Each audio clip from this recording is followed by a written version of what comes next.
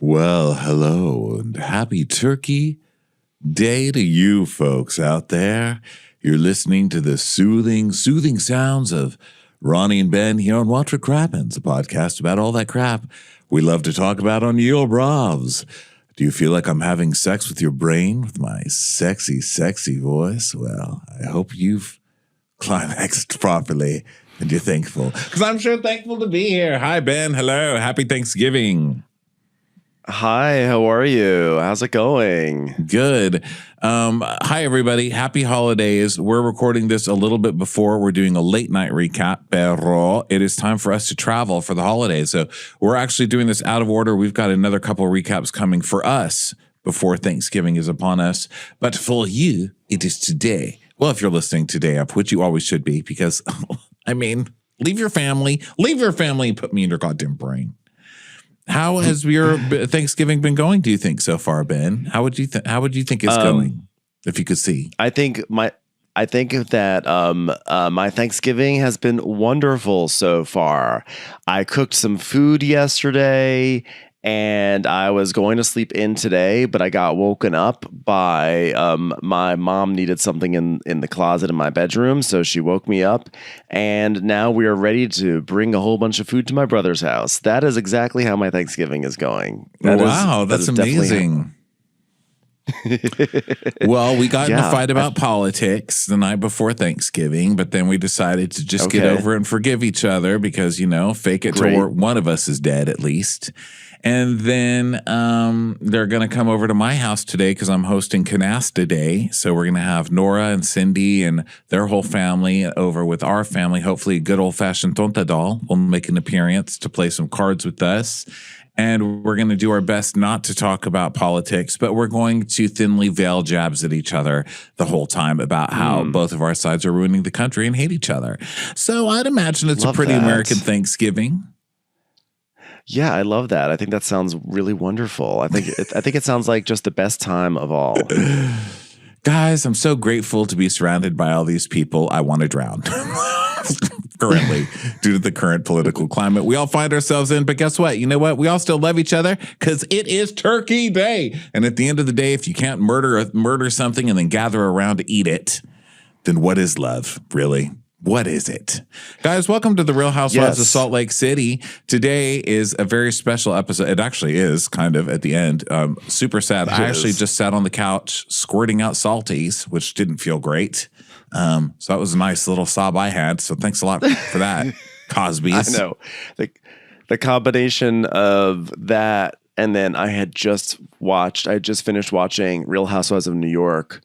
And that also ended with, I was like, Bravo's really doing a number on me. I haven't watched Beverly Hills yet, but I swear to God, if it's 3 shows in a row that's going to make me cry, I'm giving up because it's not supposed to be like this. Well, I didn't watch New York yet, but let me say Salt Lake City earns that. You know what I mean? They've earned their tears and they don't force it. And it's so rare that happens on that show.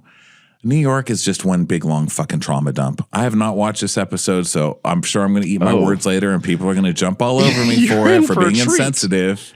But that show is constant trauma all the time, and they have not earned it with me. Okay, I need you guys to do something different. Give me a fucking happy show. Okay? You're in for a real treat this episode, Ronnie. I can't wait for you to see it. I actually thought the Ronnie episode this week was actually, I'm going to say, I thought it was a really good episode, mainly because I felt like they were talking about real shit. But I don't want to talk about real shit. I want to fight about cupcakes. And I do too, things. But if it's I want real fights and not I don't know. I think the bar is just so low for New York that I'm literally happy when there's anything lightly compelling that's happening. But anyway, get excited for another hour of definitely no trauma dumping whatsoever, Ronnie. You will not find any trauma in this week's Roni episode. I cannot marinate in any more of your goddamn drama, Real Housewives of New York. Get a hold of yourselves. For Christ's sake, go to therapy alone like everybody else. Stop spewing your therapy all over me, okay? It's not my job. Yeah, I guess it technically is. But still. It's a little bit of a tearjerker. I'm not going to lie. It's a little bit of a tearjerker. Oh, God. So, all right. You just get ready. It might be a good one to skip this week. We'll decide later. Okay, everybody. So Real Housewives of Salt Lake City. Here we are. What a day. And, another thing this show can just do so deftly.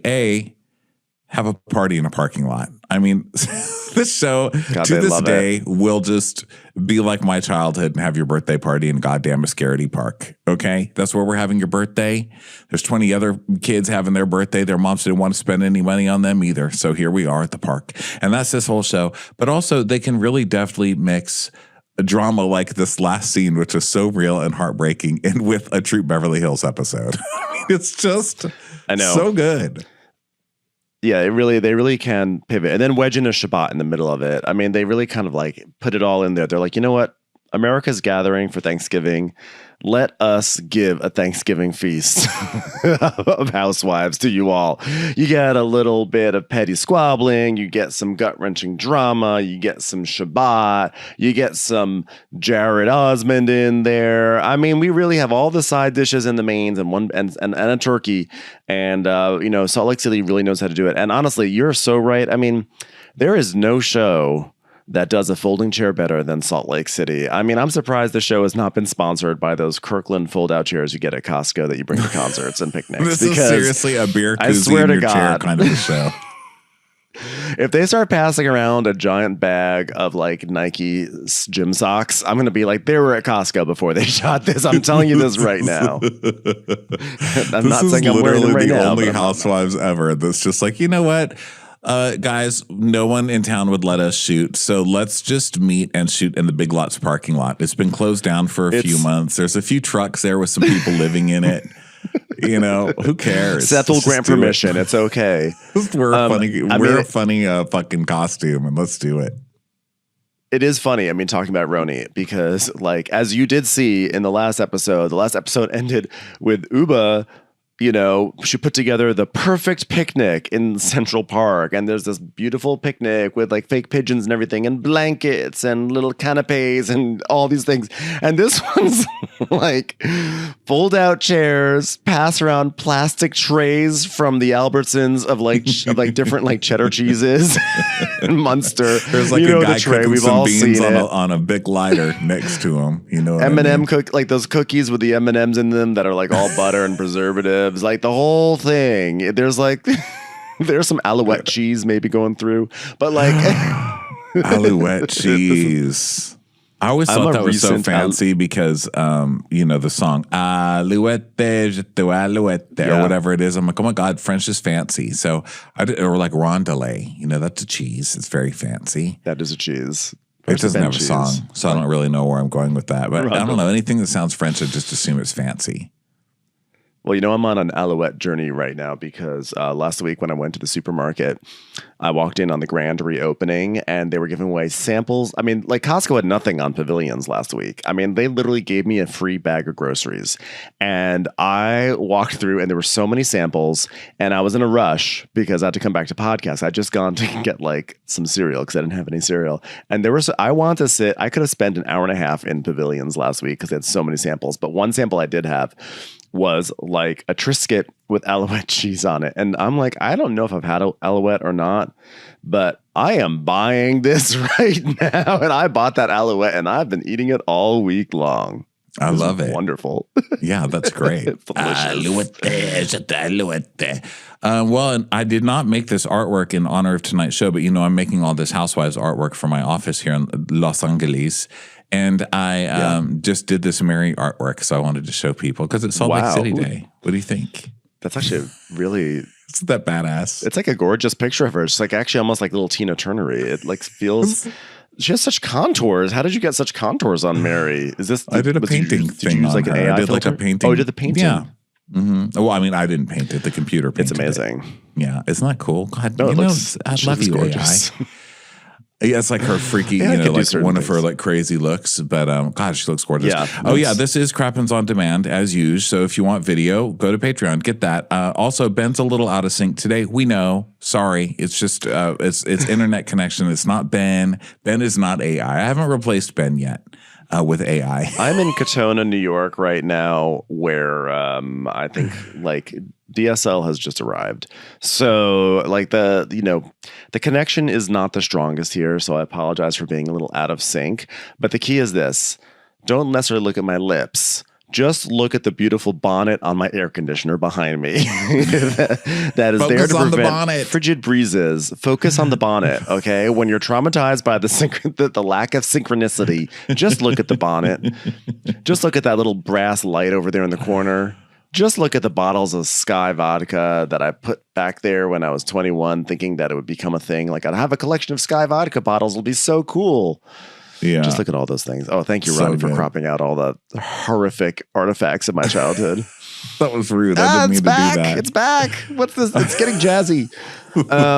Anyway, let's get into it. It's literally 1 a.m. and we have to wake up tomorrow morning and do this all over with 2 more shows. So, well, maybe 1. I haven't even watched yet. So okay, so Real Housewives Beverly Hills. Real Housewives of Salt Lake City. Okay, so Heather is bringing flowers to Whitney. Okay, so basically they're getting ready for Girl Scout stuff. They're putting on Girl Scout sashes, doing this and that. And Heather's like, Whitney and I are kind of the sporty, outdoorsy girls of the group, if you can believe it. And based on what happened at brunch, I think a little gathering around the campfire is exactly what this group needs. I don't think this group needs to be near an open flame. This group is already volatile enough. We don't need to introduce the threat of fire. I think the last time there was an open flame, it's when Heather made that hot dog on the fire pit that's not supposed to be used for food. So Heather's like, things have been tense. And when the finger starts wagging and the bangs start creeping, you're in trouble. Ma'am, you were the chief driver of that tension. So let's not act like you are not a part of this, lady. Well, that's why it's so funny, because she's really enjoying it. She's like, everyone hates each other right now, and only Whitney and I can bring each other back together. Also, her perkiness is out of control. Like, her put on perkiness is out of control this year. She's always had a tinge of it, but now it's psychotic. It's like, it's just me and Whitney bringing it all together. All the girls just need us. It's intense. Also, you're exploding the group. It was like me after... it was like me after I had Alouette cheese. I was like, oh my God, life is so sunny all of a sudden. This is you're exploding the group and then patting yourself on the back for bringing them together. You split them apart in the first place. Okay, you can't tear people apart and then brag about being glue. You know what I mean? I guess you can. It's actually a smart business move for glue, but still, it's great. Yeah, you know what was a bad business move for glue? Being made out of horses.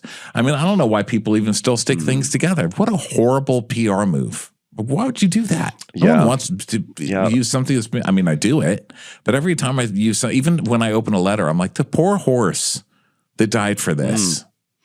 Yeah. Elmer should be arrested. So Heather is smart. We will never say that she's not smart, because she's really had a bad season and she's been in this big fight with Bronwyn, and she kind of she bent the knee last episode, and now she's able to step back into the role that she loves the most, which is enjoying all the chaos around her and playing the referee and acting like she's like, this is crazy, what's happening, as if she herself was not part of a ridiculous spat for several episodes.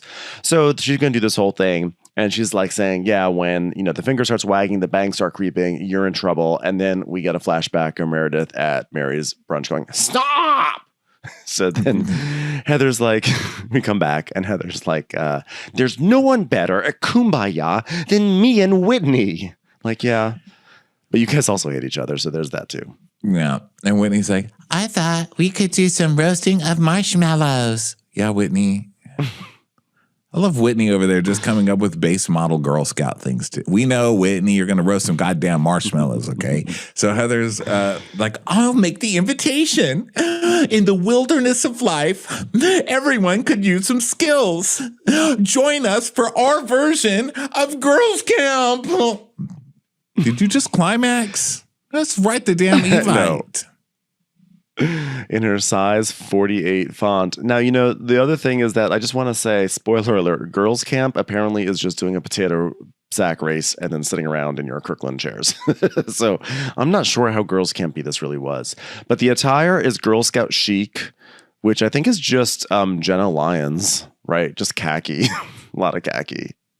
I'm pretty sure that's what it is. I don't really know what it could be. You know who had it made? The brownies. Because I think that's like first of all, I mean, delicious. Am I right? Delicious. But also, that's not great to like name a girls group. I don't know. It sounds like I feel predatorish for liking brownies. Like, who doesn't love a brownie? You know, like, I love a brownie. Delicious. Like, gross. Those are like little girls in a club. But first of all, brownies, they had it made because they're named brownies and everybody loves a brownie. But also because they got to wear green. I think brownies wore green and Girl Scouts wore khaki and green. The real khaki was the Boy Scouts. No, you're right. You're right. The brownies did they wear green? No, Boy Scouts are the ones that wore green. I think brownies wore brown too. I think it was like an all brown green. Let me see. I think brownies were brown. I think it's the Boy Scouts. Brownies wear green as part of their Girl Scout uniform. Membership star. Brownies wear a green membership disc behind their Girl Scout membership. Okay, I need to see a brownie uniform because I'm still not educated enough. Here's a question before Ronnie gets taken away by the FBI for looking up brownies. And talking about wanting to eat them on a national show. Okay, they are they're in brown. They're in greenish. Okay. Some of them are in greenish brown, but most brown with some green highlights, maybe. Yeah. You know what? Like, here's a question that I think is relevant to these days. Why is it that the introductory version of a Boy Scout is a Cub Scout, but the introductory version of a Girl Scout is a brownie? Why is one like a little adorable animal that's going to grow up to be a big, strong, like, you know, like a boy is almost like saying a boy is a bear? But why do the girls? Why is their origin story just like a delicious treat? Why did it go that way? I just want to know. I'm not trying to make a statement. I'm not trying to make a statement about patriarchy or anything. I'm just curious about the naming conventions. Yeah, I don't really know, but here's what I do know: Girl Scouts were green. So there's so much I've learned today. Oh, yeah. So we're all over the map. Yeah. So Girl Scouts were brownies, and then they become Girl Scouts, and then Boy Scouts are Cubs, and they become Boy Scouts, and they wear brown, and then they become bears. Wear brown. That's the part they leave out when we become bears. No, they become eagles. They become eagles. They become eagles, don't they? They become Eagle Scouts. Eagle Scouts turn different, blue, right? Isn't that a different thing? Eagle Scouts. I thought Eagle Scout was like the highest level. It's like you've reached highest awareness of boys. Do you know what I was in? I probably shouldn't say this out loud because it's problematic now, but back in the day it wasn't problematic. It was called Indian Scouts. And boys went with their dads. And it was like we kind of like talked about, you know, Native American stuff and then passed along fatherly traditions, which were mostly cutting animal shapes out of soap bars and stuff like that. And one night we were camping in the Red Rocks in Arizona, and sunset came and all these rattlesnakes came out, and the dads came out with axes and chopped them all up. And I've always thought my dad was the biggest fucking hero because of that. I was like, where'd they all get axes? That was amazing. They were just like chopping them all up. I was like, yes, Indian guides, even though I can't say that now. Yes. Wow, that is wild. I was terrible at carving That's soap. Much more. Yeah. You know what I was? I was someone who went to the NWCA, the Northern Westchester Center for the Arts, and I would do drawings. And there were no rattlesnakes, but maybe a spider on the wall occasionally.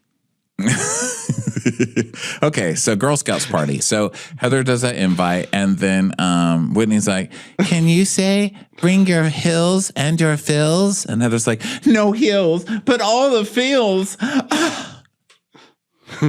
Wait, walk me through what you're thinking.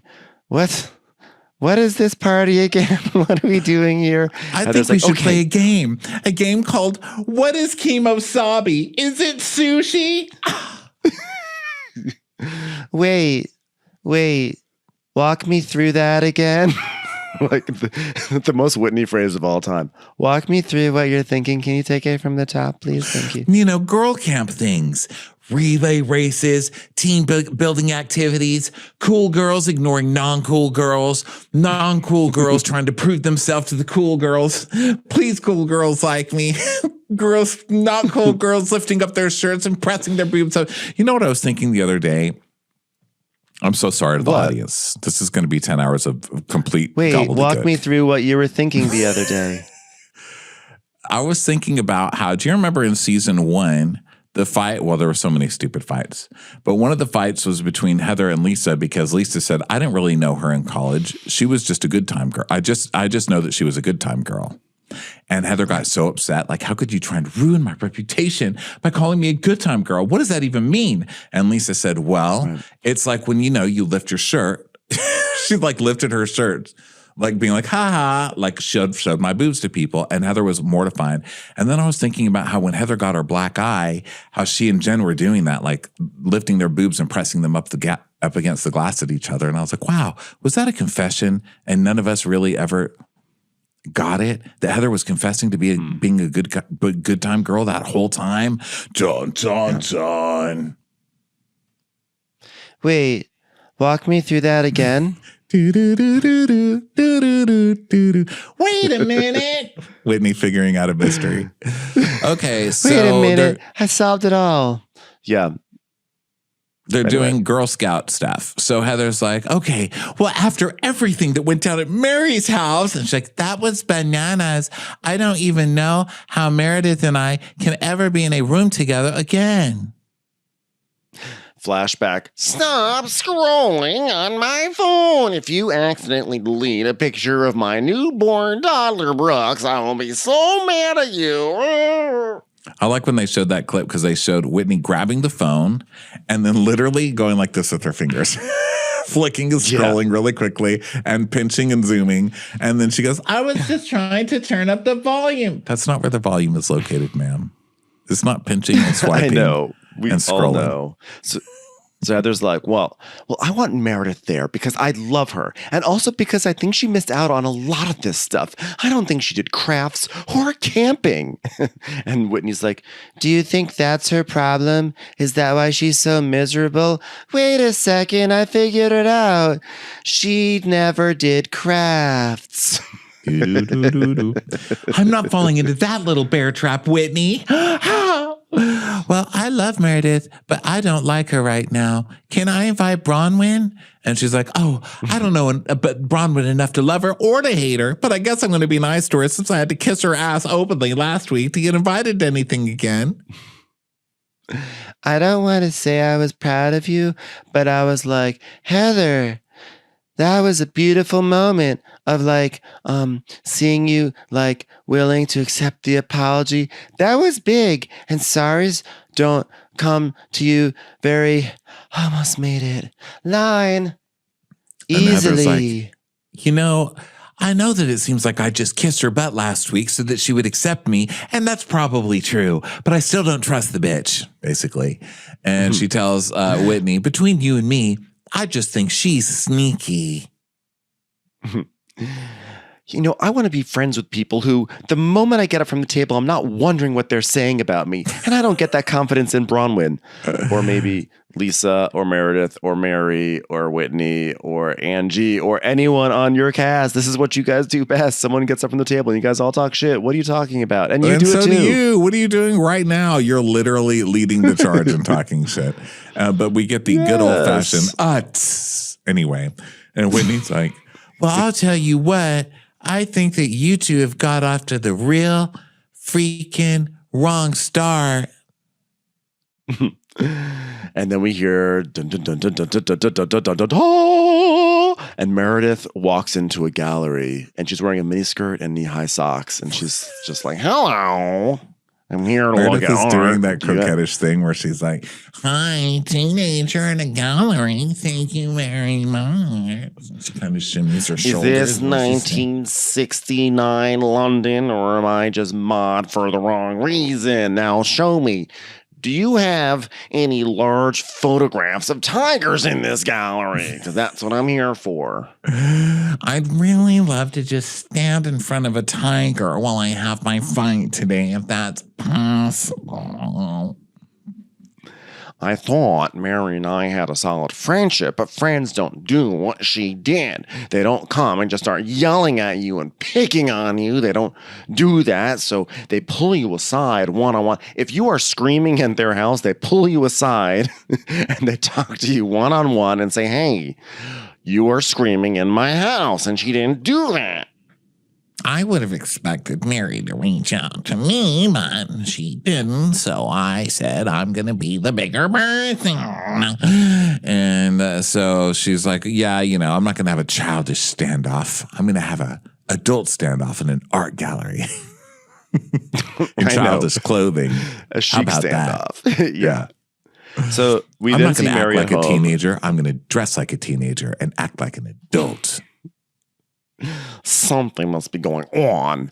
So we then go to Mary's house, and she's trying to call for Robert. This is the first foreshadow that this is going to be a gut-wrenching episode by the end of it. And she's like, Robert, she's basically trying to say, I'm leaving, and he's just like not answering. And she's just saying how she feels him, and his energy is just so absent. And like, you know, she's always thinking about what he's doing, why he's sleeping so late, you know. And she's been trying to kind of ignore it and hope this goes away, but she knows she has to have a conversation with him and get to the bottom of it. So then we go over. I thought the guy said, "Welcome to Irrelevant Galleries." I thought that was the best fucking name, Irrelevant Galleries. But it's not irrelevant; it's relevant, which is still funny. Welcome to the Gallery of Relevance. Relevant Galleries. May I show you anything relevant? Tigers, they're so relevant right now. Would you like to see a tiger? Lady standing in front of the Statue of Liberty. No, she's not a foreigner, just come to the country. Just a lady. Pretty relevant, wouldn't you say? We'll see you there. It's very relevant. Do you have any paintings of Audrey Hepburn? Because that's very relevant to my life at the moment. I'd like to donate these bangs to your permanent collection. I'm sorry. Audrey Hepburn's over, no longer relevant. Well, that's just insulting, and I think if you were a true art gallery, you would have pulled me to the side instead of ridiculing me here in the front of the lobby. If you're going to yell at me in knee socks, please leave. Why are you leaving? Why are you leaving? If you leave, you'll never come back to Relevant Galleries. I no longer felt welcome. Well, that's good, because you're no longer relevant. What? You can't do that to me. So, bing, the toaster just went off. So relevant again. Welcome back, toaster. Welcome back. Well, I would like to say that I do feel like I'm a little bit more relevant than a piece of toast, and I think it's rather insulting that you would put me below a crispy piece of bread. Guys, can we bring toasting back? Does anyone still have a toaster? I saw one in Home Goods. I was like, I'm getting a toaster again. I need one. Hold on, I'm getting a phone call from my toddler, Brooks. Oh, hi, Brooksy. What's going on? Hey, Mother. I don't know if you heard. Toasting is like so in. Yes, I did hear, Brooksy, and I'm quite frankly quite insulted by it. Goodbye. Hey, Mom, I'm literally toasting something right now. So actually, she FaceTimes her son and her daughter, and they answer, and they're like posed like they're in a record album. They're like on the record cover, you know. Hi. And Brooks is like, "Why are you FaceTiming me? I'm practicing holla." And she's like, "Well, I'm kind of irritated, you guys." And they're both like, "What?" Chloe's like, What? "What is it, icon?" What, Mother? Oh my God, Mother is mothering right now. I know, right? Oh Literal mother is literally mothering, literally mother. Mother, I just toasted this bread, so the fact that you called in the middle of it is like so mother of you. I love it, icon. After how rude Mary was to me last week, I texted her and I got no response, and I'm worried. Her behavior is very unusual and not in her character. And now I'm standing in a gallery where they're telling me that Audrey Hepburn is now irrelevant. So she's going to be an hour late. Wow. It just makes me think like what you're saying is even more true about something's going on and her being like so out of character. Like, right, Chloe? Don't you think so, Chloe? Yeah. Like something's probably like really, you know what, Mom? Who cares? Just keep slaying like the bitch that you are. Yeah, slay all slay, day. Bitch. Yes, slay. Queen. Slay, don't the category pray. is mother. Ding, ding, ding. Survey says mothering. Oh my God. Is it winter? Because I feel like getting in a sleigh right now. So they're pretty cute. And then I love that daughter-son combo. I think they're so funny. I love them answering the phone posing like I know. Hi. Hi, you've reached us, your son and your daughter. The fuck do you want? They're literally like characters out of some movie. Like a movie where someone from like another part of the country comes to Los Angeles, is like, wow, they sure do things crazy in Los Angeles. And they go to like an LA party and they meet like a brother and sister. Hi, we're brother and sister. Hi. These are like, why are you in a trench people. coat? They're in right now. They're really relevant right now. I heard it in the gallery. So relevant. Relevant. So Mary finally shows up. Do you think there had to be news already published about Robert Jr.? I think because so. Literally everybody is like just having the feeling that something's going on with Mary. No, Mary is acting like Mary usually acts before this season. She's not really acting any different. Mary's just kind of back to regular Mary. And I think they have to know, because they're like, well, how do we still start fights with Mary, but also give ourselves an excuse for when the audience gets pissed that she's going through something, except to say maybe she's going through something and we should give her some grace. There must be, because this cast, no Real Housewife pays attention to anybody else or what they're going through. So if all of them are, then yeah, they definitely know something.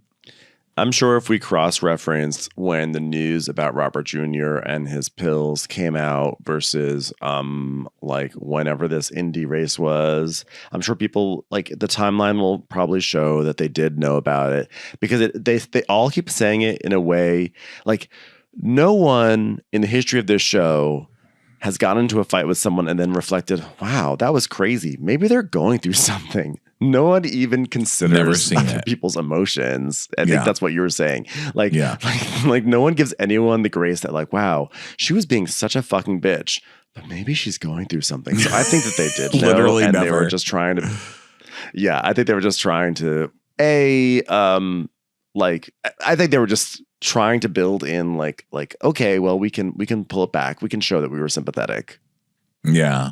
When Meredith is like, well, under the best circumstances, being an hour late is terribly impolite. Now, given these circumstances, it's a very strong message you're sending me, but I'm in a relevant gallery. Let me shimmy. So Mary shows up. She's like, okay, they call this relevant. Not sure if I see it. And she's like, hello, Meredith. It's like, hi, Mary. How are you? She's like, I'm good. How are you? I'm good. Is everything okay? I'm wondering if there's something else going on in your life right now. And Mary goes, in terms of, okay, that takes balls to walk in somewhere over an hour late. And someone's like, so are you okay? Why do you ask? Well, are you sure that nothing's wrong? How do you mean? You're an hour late. What the fuck do you think I mean? I'm standing here in heels and knee socks like a fucking crazy person. I'm standing in front of this goddamn tiger for an hour. I know. I've done 6 laps in this gallery. This godforsaken, cheap-ass gallery. So I love when Meredith walked up to the young gallery worker or whatever, the gallery girl. And she's like, so is there anything specifically you're looking for? Well, I mean, I guess I don't know. I'm waiting an hour for somebody, so that's something. Oh. He's like, oh, okay. Want to make another lap in your knee socks? You can do that. So Mary's like, well, I'm a little bothered, but I'm good. And Meredith goes, well, I was concerned after the other day. It seemed a little bit out of character. Like she changed her voice like old Hollywood. I didn't understand what was happening the other day. It was a lot of character. Just sort of like my voice all of a sudden. And I love that she's also doing this thing like, I can just sense that something's going on with Mary. So Mary, how are you? I'm bothered. So anyway, about the other day. I think that was your cue to say, why are you bothered? I know. And so, Meredith's like, it seemed a little out of character. And Mary's like, I did or you did? Well, I thought you did, and I probably did as well. Well, why would you think that I did when I invited you to my house? And I've seen you in many people's homes, and I've never seen you walk out of anyone's home ever since I've known you. Now, that can't be true. I feel like Meredith is a walker-outer. Is Meredith this really is true? The disengager. No, it's absolutely not true. Maybe not walk out of the disengager. Well, yeah, she's walked away from a million things. I don't know. She technically walked out of their home. But. Actually, She's the disengager, but kind of her thing is that she starts to walk out, bitch, and then she comes back to the table. She comes over back and over again. Yeah, she comes back. Yeah, she's a lap. She's a lap person. She makes laps. So she goes, well, I no longer felt welcome in your home. Mary's like, oh, really? I'm not going to stay where I don't feel welcome. Ma'am, would you like to leave? I will stay as long as I want to. You back off, gallery girl. Kick that girl's ass. And I don't think you would either, Mary. And Mary's like, well, I don't think I would do that to you. To me, that's not friendship. That's not a healthy friendship. Well, I don't think that it's a healthy friendship because you apparently have been harboring some hostility towards me for quite some time. And Mary's like, well, you have too, clearly. Okay, so what's your hostility? Tell her. I want to know. And so Meredith's like, well, Angie was coming after me, and you told me you'd always stand up for me, and instead you jumped on the bandwagon.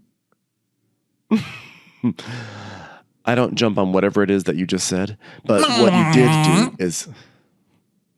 I'm sorry. Is that Starbucks? I jumped on a Starbucks? I don't understand. I do not appreciate you jumping on. I don't like that. I don't like that, Mary. It really hurt. Did you say Band-Aids? Like me jumping on Band-Aids? I love when Meredith chooses one word to say like she's underwater. I know. Jumped on a bandwagon. Listen, I don't jump on bandwagons and I don't order things from blah, blah, blah. So, and then Mary, never Mary's dramatic, Mary is like, I don't jump on bandwagons. You know what you did? You severed our friendship. It's severed. Our friendship is armless.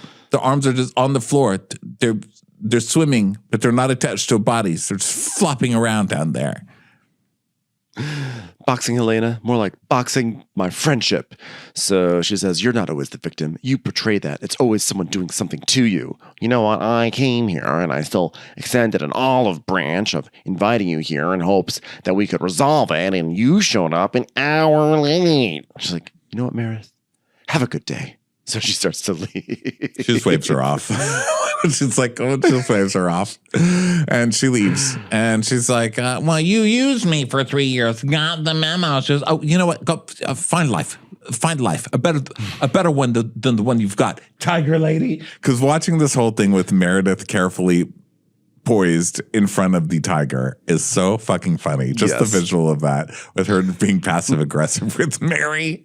I love this. This was so written for us, this whole thing. And then the thing in the aquarium with all the sharks swimming around their heads. I took a picture. I honestly, I took a picture of that. We'll get to it in 1 second. I mean, this was a gift. Did you say the line about I got the memo? You used me for 3 years. I got the memo. Well, of course I did. That's a great line. Slay, mother, slay. Yeah, boss ass bitch, mother. I don't like being called them. You're a bitch. Take it. Take the compliment. Thank you. So Mary is like, Meredith not having any idea what I'm going through speaks volumes of where our friendship is. But I mean, how's she supposed to know? You don't tell anybody, But yeah, she's hurt, so whatever. This scene was hilarious, though. Okay, so then we go to the aquarium. Oh, it's the very next scene. How exciting! Yeah. So Lisa and Henry show up, and Lisa's like, "Hi, Henry. Do you want to hold my hand? Are you too cold for me? Do you want to hold my hand?" He's like, "Okay, fine." So we see like penguins and sharks, and Henry's dancing, and Lisa's like, "Oh my God, I love your little dance moves." He's like, "I'm not dancing. I'm just caffeinated from all the soda you fed me this morning at Wendy's." Yes, I love the soda dances you're doing, Dan. Okay, Henry, to make up for your birthday, I just wanted you to feel really loved. So I thought we should invite some of your friends. Oops, I just did it like 5 minutes ago, though, so I forgot. I'm so sorry, no one came. No one came for Henry again. Henry, you're best friends with several sharks, right? Yeah, because they're all coming to your birthday. It was more like you're going to theirs, but that's fine. They're your friends. Hey, Henry, hope you like stingrays. Happy birthday. Happy birthday to you. That's them. They're singing to you. Hey, Henry, listen to him singing. Henry's very popular with stingrays, but still. The lion sleeps at night. Why are you singing a song about lions? You guys are sharks. Because sometimes we want to dream. Weem away, a weem away, a weem away, a weem away. Okay, so Angie comes with Electra. I am Greek. I am Greek. I am Greek. Angie comes in doing it with her own version. In Athens, in old time Athens, Zeus sleeps at night. Hi, I'm Greek at the aquarium. Delta, delta, and delta, delta, and kappa, kappa, night. That's all the Greek I know. Acropolis, Acropolis, Acropolis, Acropolis. What are we Weird Al-ing it right now? No. So yeah, Angie they shows up come. with Electra. Yeah. I always think Electra's so much older the way they talk about her. I feel like Electra's a teenager, but she's not. She's a little kid. No, she's just over her mother the way a teenager would be. Yeah. She's had enough. Angie has brought a giant stuffed snake for Henry with like a little red ribbon, like a little accent. It's been like accessorized a little bit. And so she's like, here is a giant snake for you. I mean, you're probably too old for stuffies, but enjoy. And Henry's like, you don't speak for me. This is my new favorite thing of all time. Henry loves the stuffed snake. Oh my God, it's adorable. He does, because it's a snake, but it's also a boa. You know, I love that for Henry. I thought Henry's just living his best little life down there in that zoo. You know what I love about that? Aquarium. It's a snake, but it's also a boa. But it's a boa. But you know what a boa is? But a boa is a snake. You see? It's cyclical. Yeah. It's circular. It's like a snake eating its own tail. It's cyclical. Cyclical. So Electra's like, I love snakes, Henry. They're so cute. You do? They terrify me. Like, snakes are literally terrifying. Henry, are you afraid of snakes? Have you heard of Medusa, famous Greek myth? And he's like, no, I'm not scared. So then Angie's like, I was a little surprised to get this invitation from Lisa, but, you know, I've been a great friend to Lisa, and I've been her confidant, and I've taken her 100 calls a day, so I'm sure she's missing me. So then, I am Greek. So then, let's see here. Some girl in the place is like, wow, to match what you brought to the aquarium, we have a red-tailed boa over here. His name is Krung. You guys want to touch the boa? And Lisa's like, no, I'm terrified of boas. Oh my God. Can I wear that? Can I not touch? Can I wear that? Can I not touch? Can I wear it? I'll wear it though. Can I wear it? Hold on one second. Listen, okay, you know what? I'm not comfortable with this boa being here. I'm calling my people. We're going all the way with this one. Get this boa out of here. So the kids are touching. It's really cute. And Beth does this whole spiel. Beth has the boa wrapped around her waist, and she's like, a lot of people think that snake. By the way, I just named her Beth. I don't know what her name is. She just seems like a Beth. She's like, a lot of people think snakes are slimy, but they're not. Red-tailed boas, you know what? They just wait around for their prey. And once they get it, they will wrap around it and constrict it and swallow it whole. I'm like, Beth, I have some bad news for you. It's wrapped around you, and so the process has begun. Beth was then carted out to the hospital. Yeah, Beth, that's the last we ever saw. Is anyone still? I think I'm coming down with COVID. I can't really breathe very well, Beth. There's a boa wrapped around you. So the snake, it wraps around, but this one wouldn't do that. Can I touch? I don't know. I was so uncomfortable because she's like, you know, boas basically, they just sit around and they just wait. And then when something they want comes, they just swallow it whole. I'm like, is this bitch judging me? I'm just trying to watch a TV show. I feel so attacked. Like, just leave me alone. Some of us aren't hunters, okay? Take what I can get when I can get it. If it's the UPS guys, so be it, okay? If it's DoorDash, fine. I'll take it. Just don't make me go outside. The boa hasn't made. It just sits around. It finds something and it's like, I'm going to kill you, but first I'm going to give you the biggest hug you ever got. So yeah, I used to sleep with a boa around my neck. You know that, right? Oh God, yes. Yeah, I used to have one. Right? Yeah, Felicia. I loved her. Ronnie. Well, I think I killed her with a syringe on accident because she needed shots. She would have killed you first. She probably would have, but she never did, and she slept around my neck plenty of times. She was so cute. Nope. But yeah, they do this thing where they like wrap around your neck and they do squeeze. Like I could kill you. Like they kind of squeeze. It's because you feel it like ripple through their body, right? It's like a squeeze, and it was like a scarf that squeezed. It's kind of like a massage, I guess. A big, scary, really like cold massage. Compression sock, a compression sock that goes around your neck and also has a mind of its own and can decide it wants to kill you. Yeah, I loved her. God, R.I.P. Felicia. So let's see. Yeah. So now they go to like this shark area, which is so funny. Yeah. They're looking at these sharks. They're like doing in one of those like tubes where you like are in the water, and the sharks are flying overhead. And Lisa's like, oh my God, their little faces are like so cute. Oh my God, that shark is a good time shark. You can just tell. Look at it. It's showing its boobs to us. Look at it. So she's like, okay, you know what? I feel like we got off track big time. And Angie's like, it's been a loss for me. I'm not going to lie about it. And then this giant shark emerges on Angie's shoulder. I was like, are you guys really gonna have a reconciliation scene with this big shark just sitting here? The shark is totally photobombing. The shark is like, I've seen this on The Housewives. When two people start talking, we all gather around and get in the conversation. It's like, no, shark, you are separated by glass. This is not a scene for you, shark. Come on, get out of here.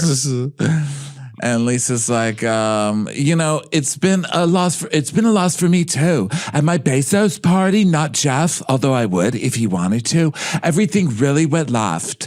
And you and Whitney, you being friends, it doesn't impact me and you, but I don't want you to choose sides, I just want you to be on my team. We are here because you don't trust me. Yeah, and I created distance because I was so hurt. Yeah, and I don't even know what I did to hurt you. Well, when I try to talk things through with you, I always go directly to you. So even when Heather was saying, Angie said you're basically a bad mom, I'm like, I'm going to talk to Angie about it, even though I actually literally never spoke to you about it. I just got mad at you. And Angie's like, I didn't feel like you were a bad mom. I thought you were like a bad dry piece of pita, but I never said bad mom. I said dry pita. And then I am Greek. Well, you know what? It's just like I'm really sensitive because like we are real friends kind of most of the time sometimes. And you know what? I don't like when anybody says something badly about you. And I just like, you know what? I feel like, hold on a minute. I'm feeling something. God, don't let this happen to me. We're not in front of the show.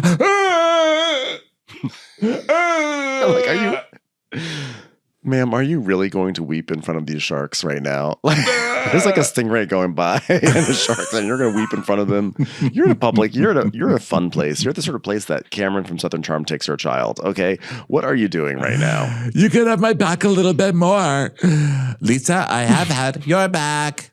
And she's like, no, you're listening to Whitney. You're listening to Whitney on a lot of things. I am not. I promise you that. I feel like I have tried so hard to prove to you that I am a good Greek friend. No, you don't have to prove that to me. I need you just to say, I hear you. I see that you're hurt. I recognize that you're next to a shark right now, and I am sorry. And that's all I needed from you. And how many times is Whitney going to lie about me? What are you going to be mad at Whitney too? I need you to be mad at Whitney, okay? Because she's made up stuff about my marriage, my business. She's accused me of doing things I didn't do.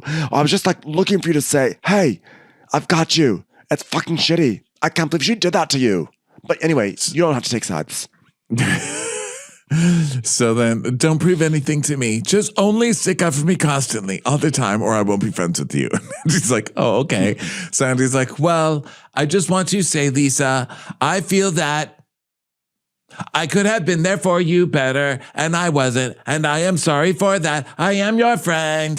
And Lisa's like, oh my God, thank you, Angie. Thank you. Lisa, I want to say again, I am so sorry. Thank you, Angie. Thank you so. I love that Lisa will not ever even take a social cue and say, I'm sorry back. Angie tried to give her 10 opportunities, and Lisa just would not do it. She wouldn't do it. She was just like, thank you, Angie. Thank you so much. Oh my God, look, Henry made a friend. It's around his neck.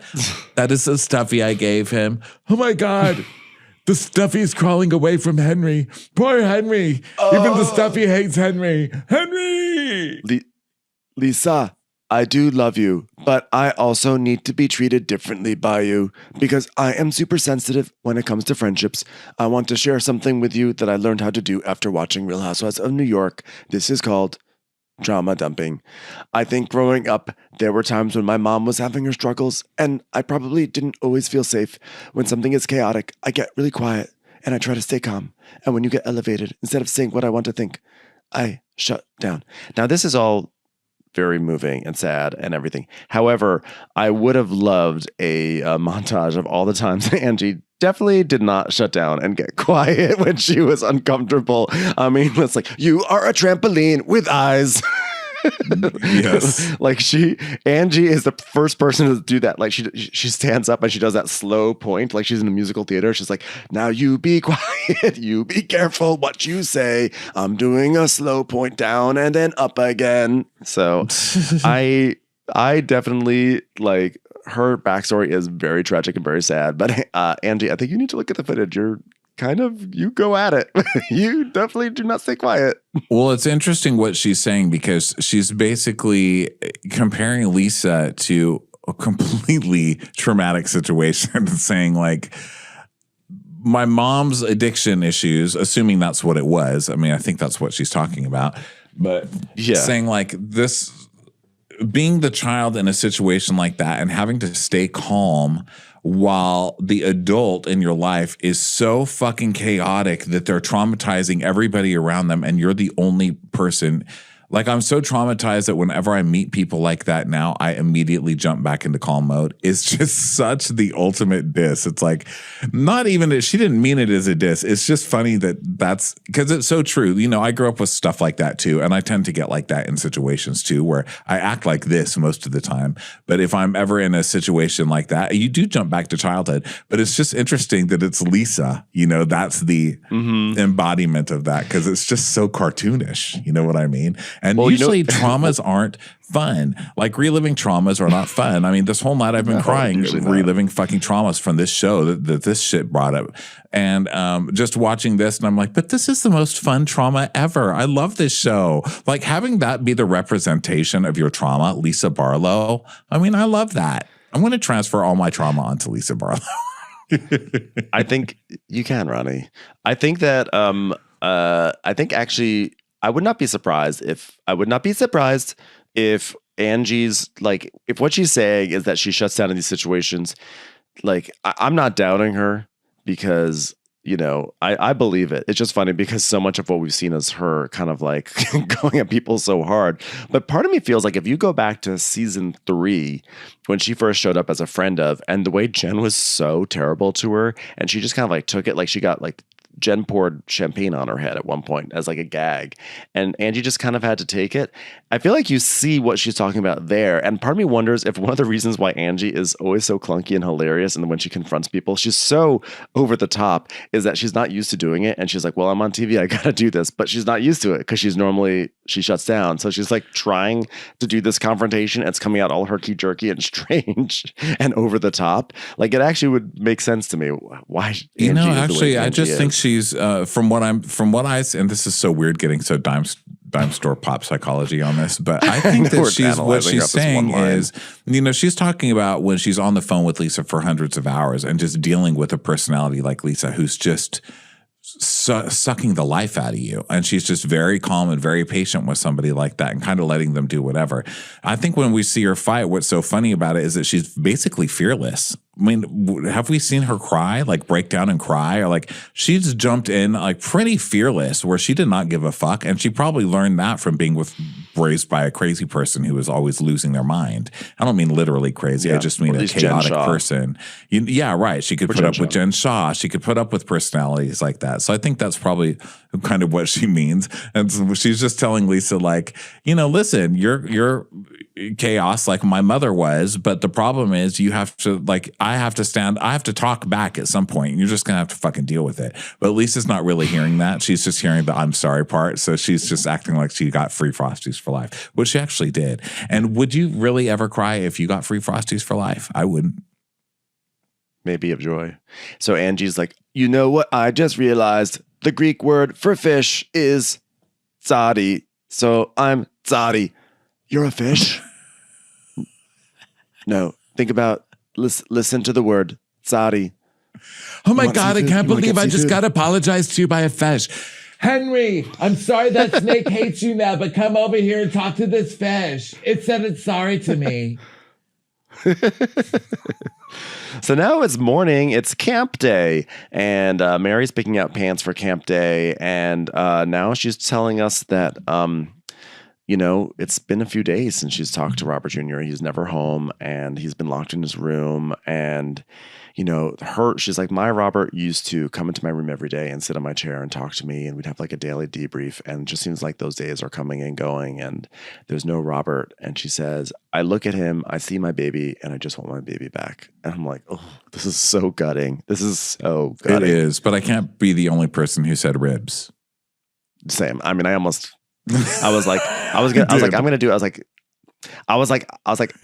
mentally, I really want to say ribs. And I was like, Ronnie's gonna just give me that look like, Ben, you went too far. You went too far. But we all I'm actually did really happy watching you said it. ribs. We all did watching it, just how she said, because it's like one of those where you're like, oh my God, Mary, I really just want my baby back. Ribs. Oh, damn Ribs. it, Ronnie. Why do you have to be like this? We all thought it. What the fuck is wrong with you? Honest. Okay, so we're at the campground, and Heather and Whitney are arriving in their green berets. And it's like True Beverly Hills. And Heather's like, it's about empowerment for girls. It's about expanding our expectations and not feeling sorry for yourself, not being a victim, and owning your authentic identity. Okay, hold on. I'm just going to write another book about being a victim of the Mormon church. And okay, we're back. So, I have to make a correction. Mostly 90% of what I say. Sorry, it's wrong. It's incorrect. But especially on this one, I was saying it's interesting. I think I said this with Kempire on Crappy Hour and then again in the recap. It's interesting that Heather is the one that was kicked out of the church and she's still the neediest for the church. She was not kicked out. She left the church. For some reason, I remember it as her being kicked out of the church and saying something like it's unfair because in a divorce, she was the one who got ostracized. So I think she just meant ostracized, not kicked out of the church, like people keep the man, but discard the woman or whatever. So I took that. So sorry, got it wrong. I even read the book. So, and also guess what? I got Breakfast Tiffany's wrong and I've seen the movie. So that's how trustworthy this voice is. Okay, back to the show. What did you get wrong with Breakfast and Tiffany's? Someone said, no, she didn't just disappear into thin air at the end, which I thought is what happened at the end of. I remember Breakfast at Tiffany's being like, it's fleeting, and now it was like this whirlwind romance, and now it's just over and she's gone. That's what I thought it was. But I mean, I haven't seen it since I was a kid. And someone was like, Ronnie, that's not how that ends. They didn't tell me how it ended. You're like, when they blew up the Death Star, I was like, that I just brought a tear to my eye for Audrey Hepburn. You're like, oh, no, that's not Breakfast at Tiffany's. When she flew over the moon in that bicycle, girl. I'll tell you, what was surprising is when Audrey 2 actually ate her, and I was like, you know what? She should have just stayed at breakfast. Don't feed the plant. Okay, so now we're talking about sleepaway camp because everybody's coming. And then Bronwyn and Meredith and Lisa are traveling in their car. And Bronwyn's like, I've never been to camp. This is crazy, girls. And Lisa's like, yeah, I went to sleepaway camp 1 year. And Meryl's, I love sleepaway camp. And Lisa's like, yeah, it's a big thing culturally because you make your friends for life. And then that's who you're going to do business with. And Meredith is like, I love that Lisa's going to sleepaway camp at 8 to decide who she's going to do business with. It explains why she has 6 lawyers. She's just been collecting people since sleepaway camp. So then in Angie and Mary's car, Angie's like, so what is the latest with you and Meredith? Well, yesterday I met up with her and she had the audacity to try to come for me as if I did something to her. She goes, clearly you don't care about me. You're an hour late. And I wanted to say so badly, sweetheart, if you stop renting in Park City and start renting in Salt Lake, maybe I can get to where I'm going. But it took me an hour to get to her. Which, by the way, though, I think if you're an hour late, like... You're trying to make sense of something Mary's saying. It's so ridiculous. Yeah. For someone to even argue like I was an hour late because you live far is crazy. That's just crazy. I know. So Angie's like, oh, wow. After she even stormed out of your house, she goes, yeah, God knows. I don't care what she thinks, what she's feeling. And Angie's like, she acted all worked up, but she didn't forget to take her parting gift.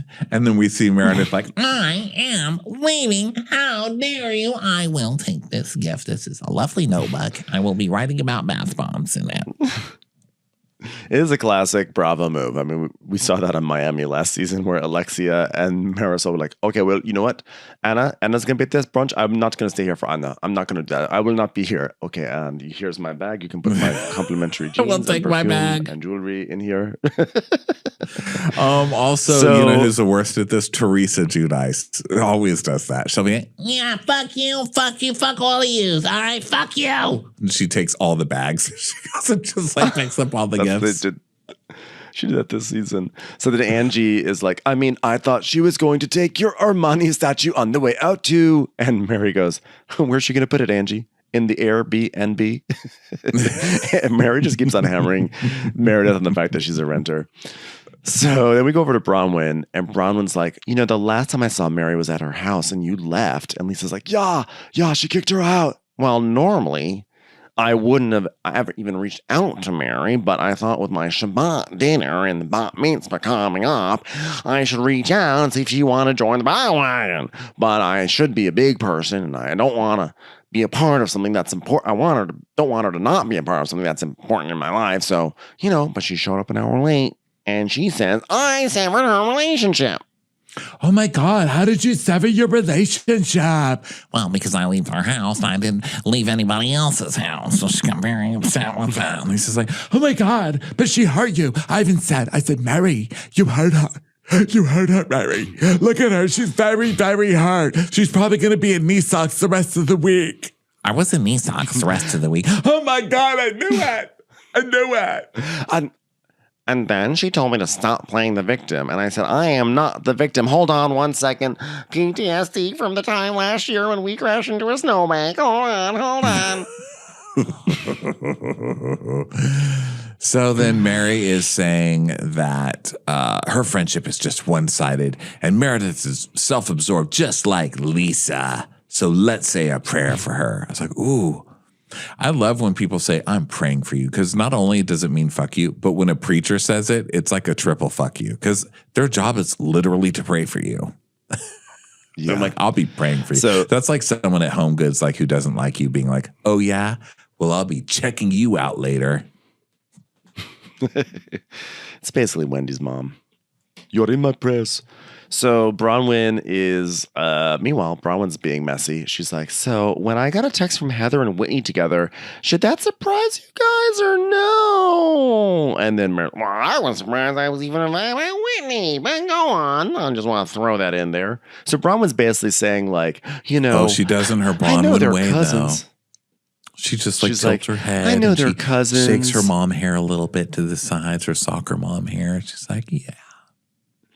Yeah, but like, Whitney, she has not spoken kindly of Heather. I'm like, Bronwyn, what are you doing? Okay, I am supporting Bronwyn. I think she's been a tremendous addition, but you can't flip on Whitney this quickly. You're stuck with her this season. You're on Team Whitney this season. You got to flip next season. It's too late. You can't flip mid-season like this. It's too messy, Bronwyn. Too messy.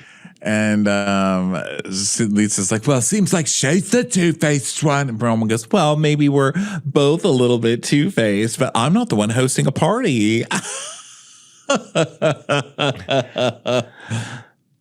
I've really started with these women on a foot of I will call it as I see it and I will tell you how I feel, and I don't deal with a lot of hypocrisy and bullshit behind people's backs. But now I'm hearing a lot of hypocrisy and bullshit behind people's backs. That's what I'm hearing. I'm like, who are you, Joe Pesci, all of a sudden? So everybody arrives, even Whitney, and like, oh my God, True Beverly Hills. I brought some very special ice cream. You guys, it's like special. Hey, have you ever had ice cream? Have you ever had special ice cream? This is ice cream, but it's special. It's made of a woman who showed us a boa constrictor once. We pureed her into ice cream after she passed. She said, don't let my body not be used. It's kind of gross and cannibalistic. So I invited that snake to Henry's party. It wouldn't come. So big news. Big Maylee news. arrives. Big news. There it is. That's the big news. And she's that it? "Whoa." Yeah, Maylee arrived. She's back. She said Back something. in the mix. They were like, "Oh my God, Maylee, hi!" And she's like, "Well, glad we invited Maylee." So Whitney's like, does anyone here know how to light a fire? I'm just curious. So Meredith is like, I can do it. I went to camp, which I loved. Was it fashion camp? Yes. Was it held at Neiman Marcus? Yes. Was I 35? Yes. Was it camp? No, but it was Neiman Marcus and it was fun. Let me do this. So she has one of those lighters with a long stick at the end, you know, and she just points it at like a log and it's just like click, click, click, click, click, click. Like she's shooting it. Well, I tried my best. Just pointing and clicking at it. Light on fire. This will light for other people, but not for me. Not to be a victim about it. And so Heather comes over and she's like, come on, you have to build a teepee so that the air can block it. And then you have to put kindle inside of it. Then you have to light it. Has this girl never lit a fire? Oh my God. Better. She like turns into some weird Frankenstein, like a fire-loving Frankenstein. She's like, better, fire, good, fire, good. I mean, who even lights the candles for Shabbat? Oh. I think there should be a merit badge for lighting a fire in Burberry. And then she does like a little shimmy of her shoulders. That's whenever she like lands a funny joke in the confessional, she's always like, little, that's my Carol Burnett symbol to my toddler. Did a joke, honey. So then they start playing the most dramatic music. It's like when below deck sailing when they start to sail. It's like dun dun dun dun dun dun dun dun dun dun dun dun. Bum bum bum bum bum bum bum bum bum bum bum. And a car comes and Mary gets out. Like wow, yeah, it's Mary and why are we Angie. acting like Leonardo DiCaprio is walking upside down right now? I know. And then Lisa goes, wait, you guys, Mara's here. And then Meredith turns her head, like she snaps her head around and goes, swing. Like it was like going to commercial on Top Chef. Well, I guess an hour late is the norm these days. So they're all saying hello and everything, and Heather talks about like this, like the whistle, and like, guys, we're doing all these games today, blah blah blah blah blah. And if you find yourself in a predicament, that you need help getting out of, blow your whistle. And Melly's like, That's right. Whatever your name is, it is a lot of drama. Now listen, I need the whistle at all times for the rest of my life because this is just fabulous. So then Lisa's like, hey, Brittany, I saw on IG, I saw on Instagram, you're back with Jared. And she's like, and then Melly's like, yeah, he is in all her stories. He's trying to wow Brittany with Donnie. And then we see that there's like, Brittany got a trip to Vegas where she got to finally achieve her live stream, which is taking a picture with Donnie Osmond. That's so weird. He's like an aging wax figure, if that's such a thing. It's like if wax figures just had to be still, but they also aged. Yeah, it's weird. It's like a wax figure that was too close to the heater. Yeah.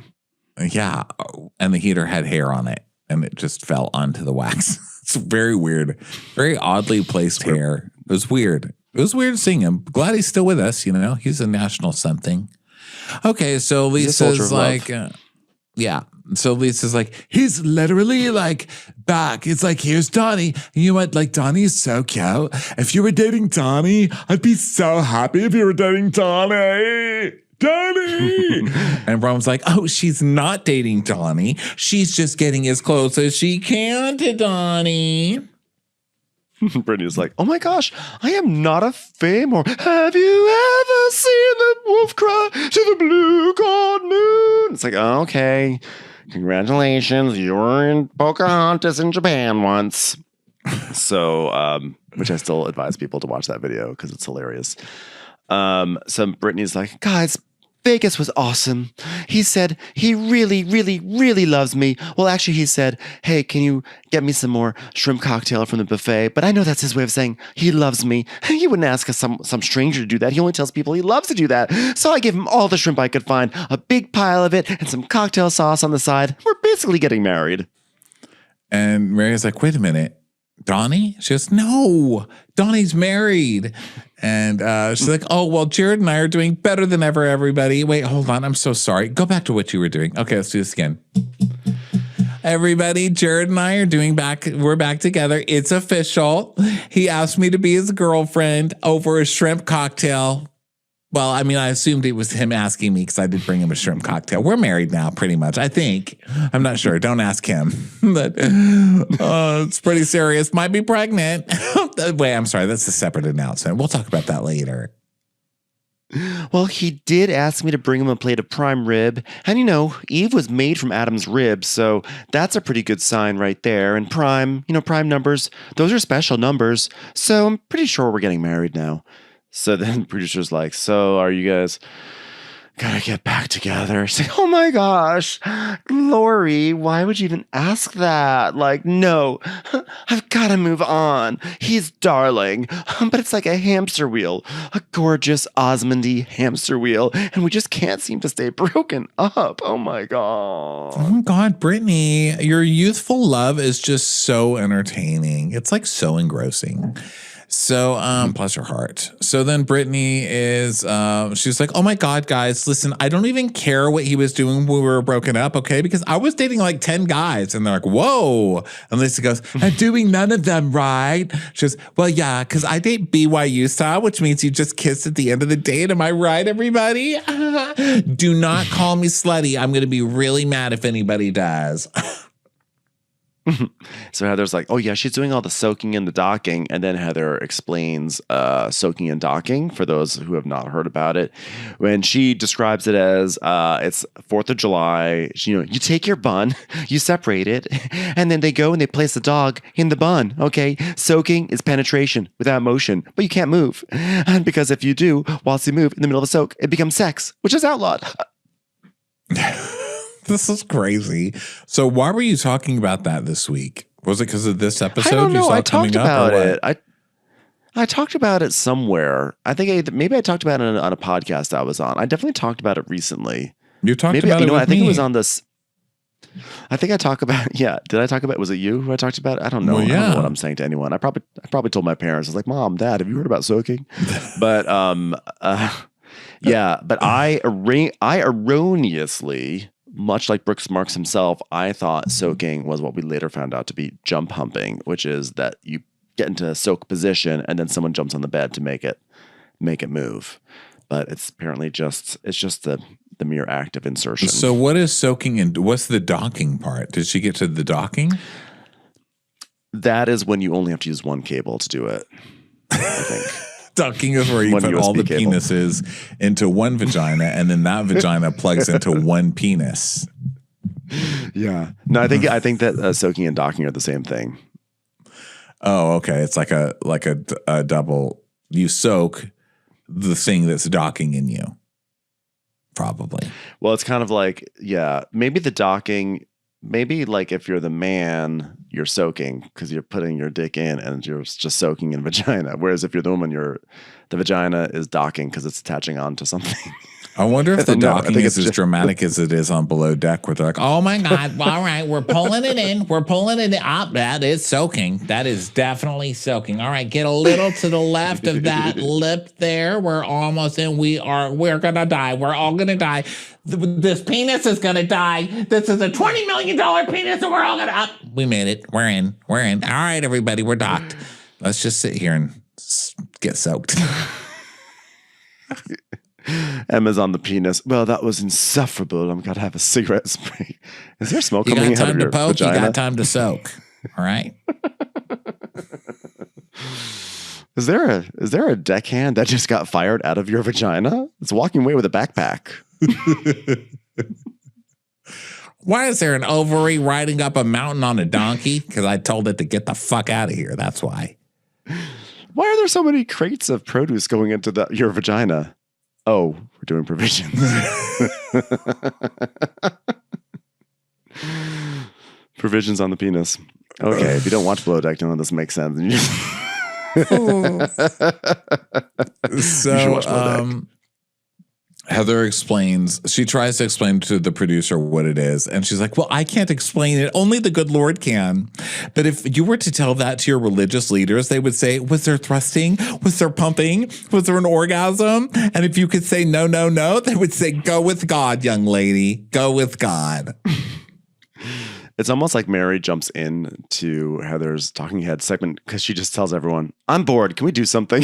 If we sit here much longer, we just know that Heather's going to be talking to the producers about something annoying. So I've soaked they before. do their... Have you ever done it? I have not very soaked. tired. Well, I mean, this is basically how I have sex, what they're describing. I just get it. Here's my job, doing the helicopter and getting it ready to go. Okay. That's the hard part for me. No pun intended. What you do with it is up to you. I just lie there. So you dock it. You can start pressing buttons like it's a remote control. Maybe it'll turn the Apple TV channels. I don't know what it's going to do, but I don't do anything. I'll tell you that much. So I've been a good Mormon this whole time. Yeah. Look at you. Go with God. So then Heather does a whole spiel about how her great-great-great-grandfather brought potato sacks. It's like, it's not interesting, it's not funny, and it's also all fake. So whatever. They just had to pad out 2 minutes of time. So now we have a potato sack race, which is fun and it's cute and they're doing it and silly and there's fun and games and one team wins, one team loses. And then they all settle down to eat because it's also kind of like a potluck. So Angie's like, by the way, I just want to make sure everyone tried my little Greek flag number. And if you notice, there was an olive branch on it. And Melly's like, oh, I know it's rosemary, but I couldn't find an olive branch. But thank you for pointing that out, Melly. Shut the fuck up, Bailey. So Heather goes, well, Brittany and I were talking about our biggest memories from girls' camp.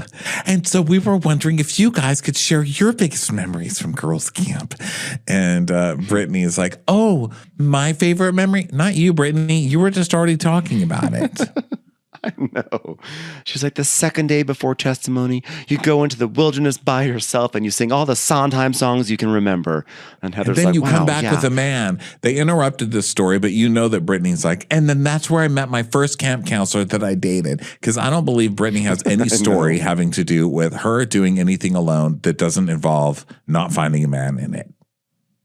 I don't believe it. So then Angie, I love Angie here. This is such a shady question. She's like, so are you still a practicing Mormon or is that just your childhood? Angie, who just went to this freaking Sunday night Bible study thing, is like, so are you still practicing because you live such an illicit lifestyle?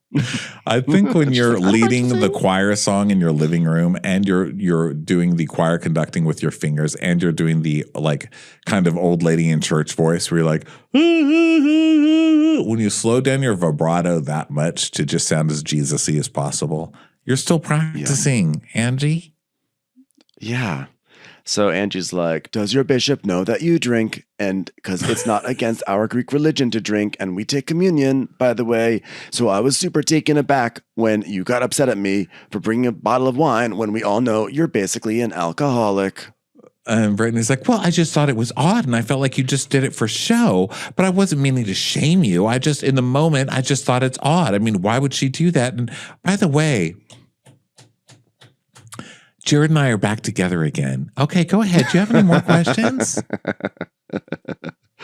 Well, I just thought it was weird that you pointed out at a public event and then you thanked me with a text saying how beautiful the wine was. And it's just mixed messages. Do I offer you wine at my house? What do I do? And Mary just starts going, two-faced, two-faced, whole thing. Two-faced. Well, I don't think it was meant to be shaming or critical. I just think she was trying to see how she felt, and it didn't feel good. Two-faced. That's two-faced. I don't feel like it's two-faced. Oh, well, why don't we refer back to manners and etiquette then? Okay? Because just like you, Meredith, walking out of my house, that was very rude. That was very rude, and it was very offensive. And what about you asking people to leave? What about that, Mary? Brittany, everyone's going to get into each other's fights now. I know. And Mary goes, I'm not talking to you. Shut up. And Mary's like, well, that's not manners. Well, you know what? I do know manners. I do know etiquette. And you walking out of my house, well, you asked me to leave and I did not feel welcomed and I was upset. And Mary's like, I didn't ask you to leave.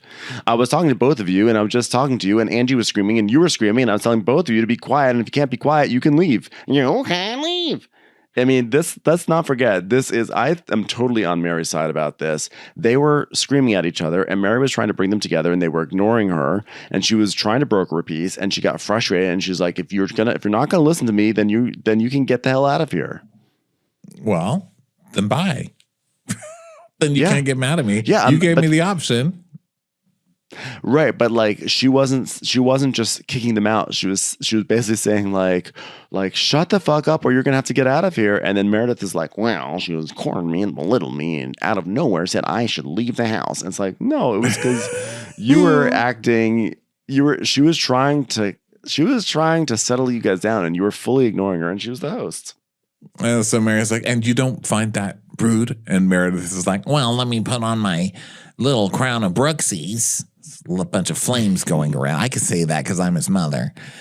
No, I don't think it was rude. And Angie's like, you two have a history, and that was really wrong. Greeks have history, and they do not walk out on each other. They murder each other and fling lightning bolts at each other. God, I love being Greek. I am Greek. But you also took the parting gift. Yeah, I'm surprised you didn't grab the Yadro on the way out. And Brahman's like, not the Yadro.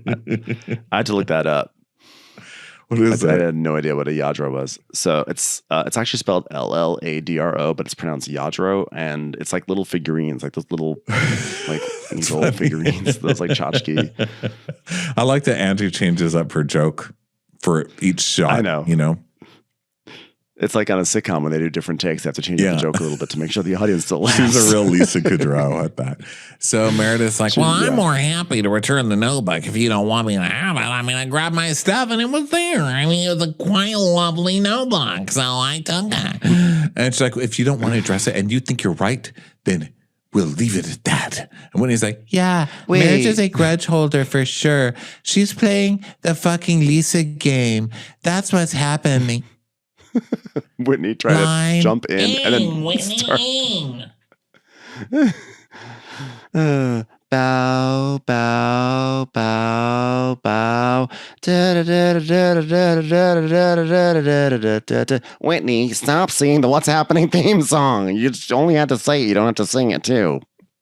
Don't lie. Heather, why don't you ask Bronwyn what she says about you? You lie so badly, Whitney. And Whitney goes, wait a minute, what did I say about Heather? And Bronwyn's like, she's doing that sideways. They are crabs in a bucket. That tilt the way they are pulling each other into these fights. Shaking her hair at you as she does. She's like, I was a little surprised. You guys were doing an event together today. A surprise about it. Yeah.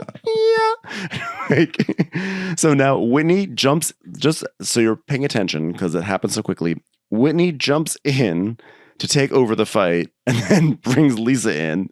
And then Lisa's like, if you're going to fight with me, I'm bringing Bronwyn in. So now we're at a totally different fight out of nowhere.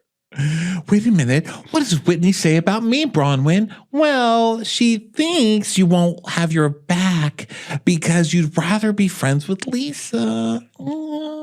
Whitney's like, well, I will tell you exactly what I said. I said tricks are for kids, but they're also sometimes for adults. I love Trix. Trix is my best friend and has a bar in Milwaukee. And I said, you're trying to stay good with Lisa when Angie and I had problems with her at the time, and that's causing a bit of strain in our relationship. And Heather's like, but that's her feelings. I don't think that's deeply offensive. I think she always felt that way. So Whitney's basically like, hey, out of everyone, I gave Bronwyn a chance in this group, and she just threw me under the bus. And if you throw me under the bus, we're going to back it up and run you over. I'm like, yeah, but you're also the chief bus underthrower, Whitney. Yeah. She's just But I mean, it just shows that Bronwyn fits right in because I guess that's what they do, right? They hear one thing, then they go tattletale on each other. And then It does somewhat look messier with Bronwyn because at least everyone else has kind of a side that they choose, and she's just like betraying everybody. She's like, "Fuck it, I'll take all the. I'll take the one person that really stood up for me last week and just completely throw her into the bus right now for fun." You know. I know. I think what actually kind of annoys me about it is that, like, the whole basis of her feud with Heather is that Bronwyn threw some light shade at Whitney, and then Heather was like, "Oh, I can't believe the shit that Bronwyn was saying about Whitney." And then, Bronwyn's like, "No, I mean, it was just like light shade. Don't be mad at me." And it became the whole thing of this, and it was like, oh my God, Heather is turning this light shade about Whitney into such a big thing, and Heather's being like a monster about it. And then once they finally settle it, the first thing that Bronwyn does is throw shade at Whitney again. It's like, lady, why did you just do that? Yeah. So then Angie goes, "Oh, yeah, that is like when you said, 'Can anyone really be friends with Lisa?' You said that on that walk with us." And she's like, "That is not true. You two had told me stuff about Lisa. And I said, I don't know that version of Lisa. And if you're going to talk to me like that, don't do it while I'm in my Dino from the Flintstones costume, because it's very uncomfortable doing that on a hike." So Angie out of nowhere comes after Bronwyn, and her take is false. I guess, is she trying to sort of be on Heather's side right now? I was so confused.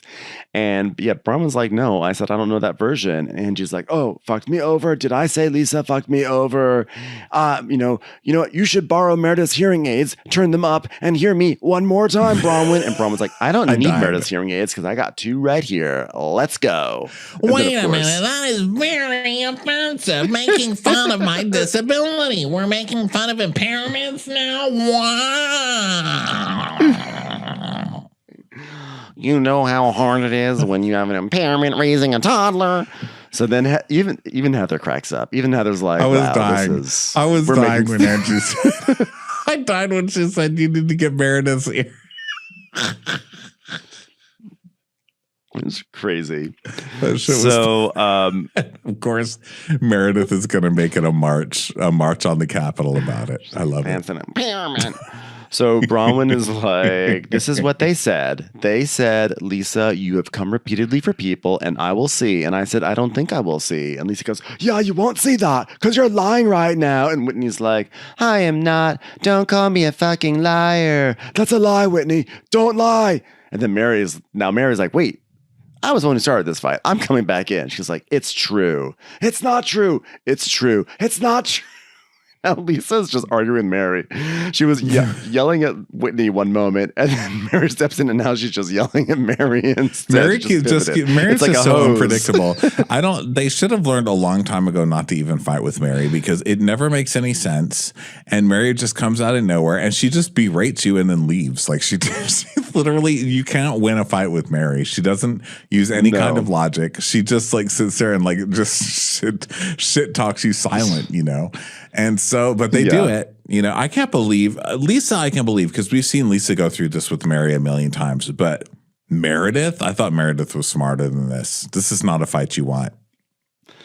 Yeah. So Lisa is like, "Mary, you're not around me enough. Don't make judgment calls. I don't judge you." She goes, "Oh, you're just a game. That's what you are." "I'm a game? You don't even know me." "Yeah, you will. You talk behind people's backs all the time. You're the fakest person I think I've ever seen in my life." "Oh, yeah, Mary, you know what? You're the fakest person that I've ever seen in my life. Yeah. So, you know what? Take that." And Mary's like, "Everything that comes out of your mouth is a lie." Like, "Oh, I have a Milan specialist." And then you see the flashback to Lisa being like, "Oh my God, you guys, like I have to talk to my shopper in Milan because they sent me all this." Lisa goes, "Oh, do you need me to call her?" "What's her name then, Lisa?" "Danny. Her name is Danny." "Oh, yeah. Okay. What store does she work in then?" "Oh my God, you're upset that I have this same Fendi jumpsuit and I got mine from Fendi and I didn't have to get it off the rack." Mary's like, "You wore my outfit." So then Bronwyn tells us, "I think fake Fendi's jumpsuit is some," did she say bitch eating crackers? I rewound it 3 times. Yeah. Bitch eating crackers? Yeah, don't you know that? Is that slang that I just don't? No, I don't know about bitch eating crackers. Look it up. It's so funny. It's old, but it's funny. Bitch over there eating crackers. Mary doesn't like Lisa right now, so she's like, "I wore it first, I wore it best, and I wore it on TV, and you wore it to walk around my house," which honestly is top tier shade, Mary. I'm here for it, even though it's I actually invented that shade right there, but that's fine. It's still really good. It was a collaboration. So then Lisa's like, you know what? Because Mary's like, well, I don't know how anyone could be friends with you. Meredith is crazy. And you said she slept with half of New York and she's the biggest whore and she's still your friend. And Lisa's like, Mary, you know what? Formulate your opinions with your own brain. Like, don't use like other people's brain. Which then gets into Lisa saying, oh yeah, keep talking. You keep talking. No, you keep talking. You keep talking. No, you keep talking. You can't shut me up. Well, you keep talking. Because you know what? Keep talking so everyone can see that you're a fucking, dingbat.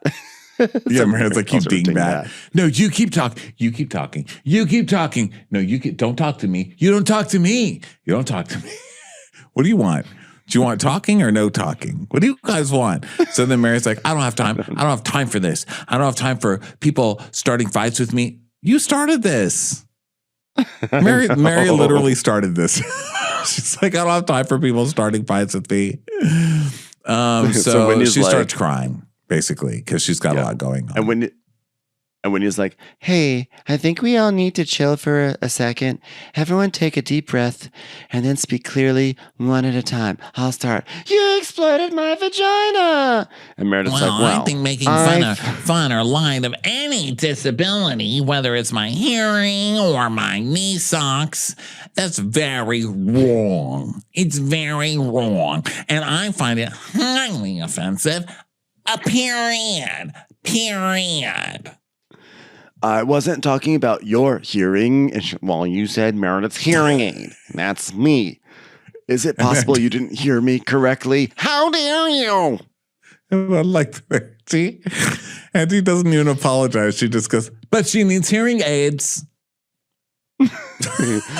Everyone wants to be all over me all the time for everything that I say. That's Bronwyn. She goes, I've been completely supportive of you. Well, listen, I am angry, so I'm going to talk from the temple of my head at you, okay? Everybody wants to be all over me for all the things that I say all the time. And she's like, no, I have been supportive of you. Well, there's been a lot of discussion about whether I'm truthful, and this is such bullshit on the heels of what just happened.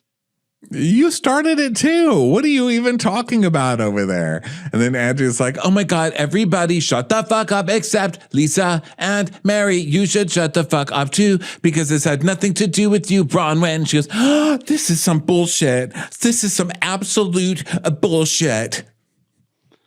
Angie, well, apparently Angie can talk and everyone else can shut the fuck up. So I'm going to stand up and walk away if I'm allowed to as an impaired person, Angie. And Angie's like, Bronwyn said that on the heels of that conversation. Oh, you know what, Angie? Don't keep on yelling at me. I already shut my fucking mouth for you. She's like, I'm not talking to you. I'm talking to Meredith. Well, I'm not listening, so keep talking. And now all of a sudden I can't make impairment jokes.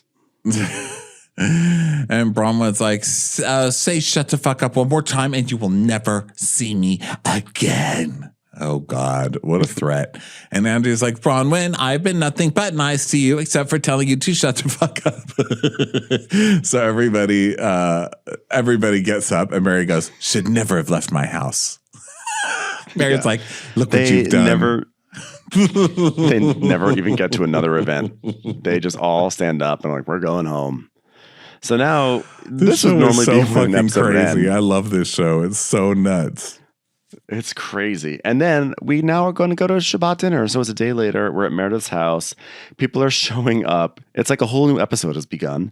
And Meredith is like, well, after a day of camping, I now know why they call it roughing it.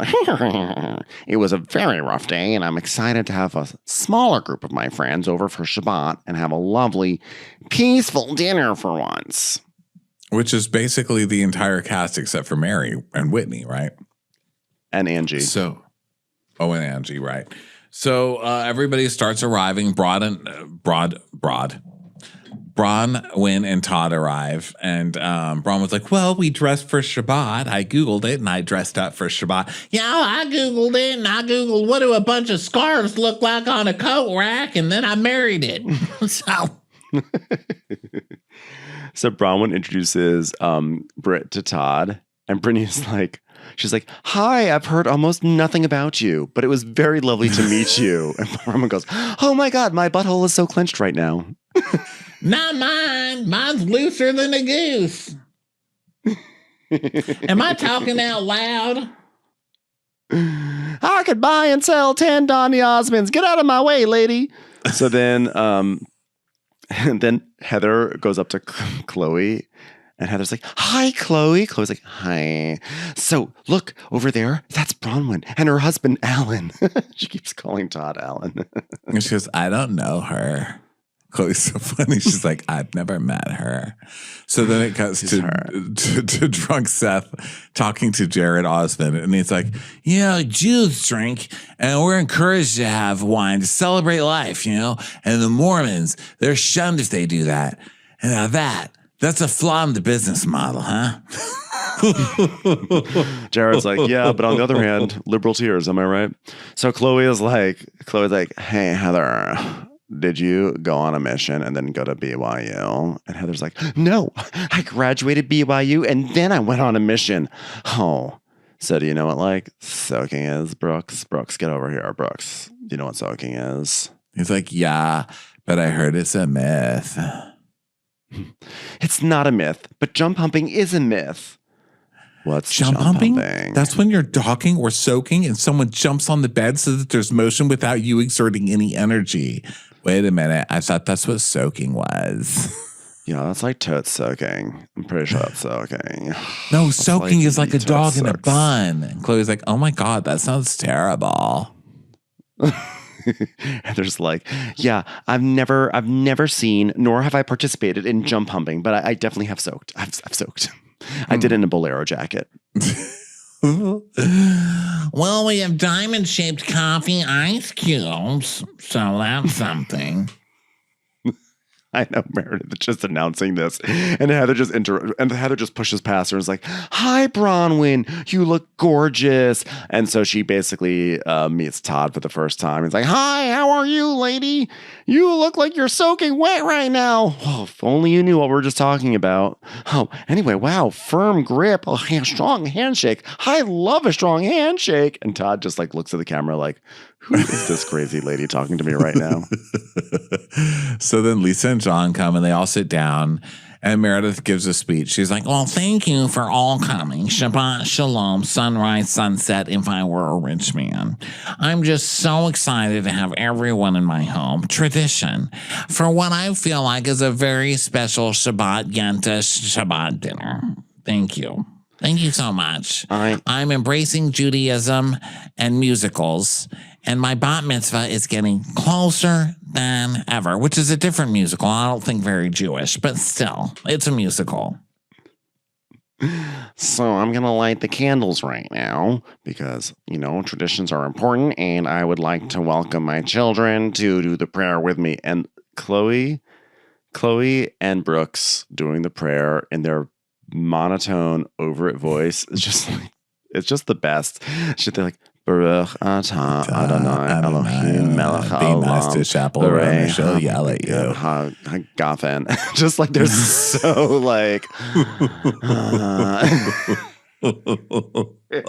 but they're into it. The funny thing is they're actually into it, but they do not. They being into something and they being bored, it's the exact same voice. There's no code switching. All right, everyone. You know what I mean? That's just them at all times. It's so fucking funny. And also something that made me like Brooks even more was he went to the oven and he'd made challah. He made that. He pulled it out. I mean, Brooks makes bread. He makes challah. That's crazy. It's wild. That skinny little twink is into making bread. I just love that. Well, no, because he's trying to he's moving out of twinkdom into more buff WeHo. So he's clearly had to take on some carbs and stuff. So Jared then drops a bomb. He's like, well, my family is part Jewish. I was like, what? Jared Osmond's part Jewish? No. So he has a bunch of aunts and uncles that are Jewish. And then it turns out John Barlow is also partially Jewish because Lisa was playing around on Ancestry.com and found this out, and she talks about John thought he was just going to find out about his roots, but then I found out all this information. I called this person and that person and that person, and I found out he's actually third cousins with Topol. And then John's like, yeah, it was really traumatizing. And Bronwyn's like, wow, Lisa, this is like a part-time job for you. John, my child, you're just everywhere. I was like, oh gosh, Bronwyn. She's trying just such it. an awkward thing to say. She's trying it. And she's like, no, that was Kismet. That was Kismet. Well, that's another musical. Thank you for the support, Lisa. Really. Well, I've got something to say about Ancestry. Okay, it's interesting. When Bronwyn and I started dating, I went to the original Ancestry, the NSA, and I said, "Give me a background check on this lady. She laughed at all my Palm Pilot jokes, and I'm suspicious of her. No one laughs at those. Look into her." And she was fine. Ancestry.com, or as I call them, the U.S. fucking government. I made Palm Pilots, bitch. Like, congrats, Todd. Jeez. And everyone's just like shocked into silence. Like, wow. And what does that have to do with Ancestry again? And he's just folding his arms. Like, yeah, I told these motherfuckers I'm connected to the NSA. Yeah, and also, like, why is the NSA using our government dollars to do background checks on Bronwyn?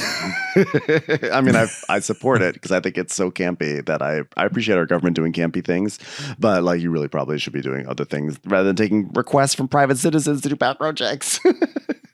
And Heather's like, I mean, you know, oh, so then they start talking about the party, right? Dun, dun, dun, dun, dun. Heather's like, full background check. That's not the thing of fairy tales that a girl dreams to hear about or to be announced to her friends. Maybe a cursory Google search, sure. So now they start. Oh, Heather goes, well, I hope the BYU expulsion came up. And he's like, oh, it came up all right.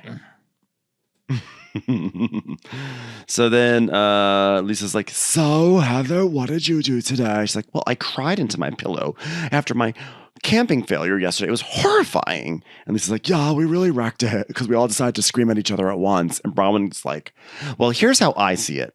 Angie got really feisty with me because I was saying something that she didn't want the two of you to hear me say, which, by the way, I don't even remember. I still don't know why Angie was mad, but like, whatever. I'll just go with it at this point. I don't remember. Like, what did Bronwyn say that Angie didn't want to hear? Really be mad. I don't know. They just all were kept all jumping on each other. Yeah, it was just like a lazy Susan of anger, you know? It's just like everybody just taking something. They're like, here we are, we're at work, let's fight about some shit in a circle, you know? So then, Heather's like, well, I totally understand, like, but, you know, it's normal and natural for friends to talk shit behind each other's backs, but why do you have to throw them under the bus? And Bronwyn's like, well, I think that there's a place where you want to be a friend, and at some point everybody talks about everybody, but you're in a good place with them, and it's funny and cheeky and sassy, but then when you're not, it's offensive and hurtful, right? I mean, I'm not mistake-free. I can be a real snarky cut fitness, for sure, and talk us. Don't say that. Do not say that. Hey, I'm going to call up the NSA and do another background check on my wife to see if she was ever a sailor with that mouth. Jeez. So Bronwyn she's like, well, at some point you guys will realize whether you like it or not.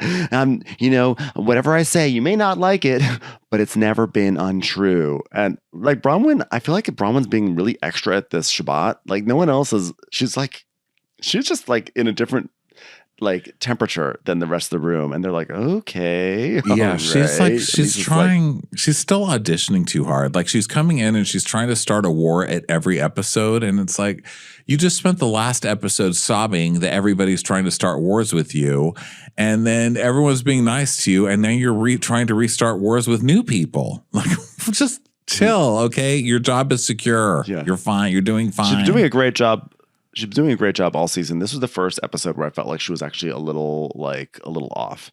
So Meredith is like, Lisa's like, by the way, Mary crossed the line yesterday, and I don't think that I don't like the way she's treating you, Meredith. And Meredith's like, well, with everything with Mary, I'm really upset. I mean, do you know how long I had to stare at that tiger photograph and pretend to like it? It was awkward. And the small talk with the girl behind the desk was terrible. So I don't know where things will end. And I don't know what to say. I stood by her and I supported her. And now I'm seeing a side that I didn't really know. I'm like, did you not watch this TV show? This is like the most obvious side of Mary you could find. But then everyone starts, so maybe something's going on with Mary.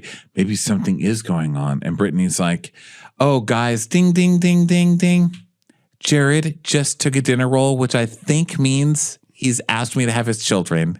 Thank you, Jared. Probably. The answer is probably. Oh, also, maybe we should give Mary some grace because maybe something's going on with Mary. Dun dun dun dun dun dun dun dun dun. Dun. So then we get a very